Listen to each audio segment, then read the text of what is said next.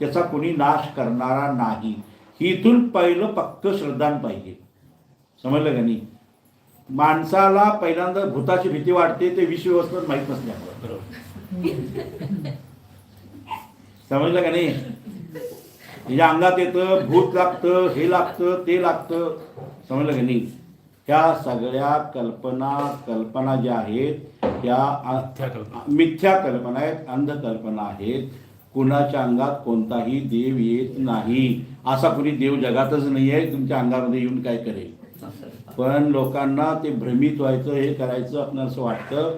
म्हणून असल्या अज्ञानजन्य मिथ्याजन्य अवस्थेला बळी पडायचं नाही. कोणी कोणाच्या अंगात येत नाही आणि कुठलाही देव कोणाचा असा देव नाहीच जगामध्ये कोणी अंगात येणारा. तर ते इथं ही जर कळालं तर आपल्याच अंगात आलेलं भूत पहिला निघून जाईल. तर जे आला असेल तर मिथ्यात्व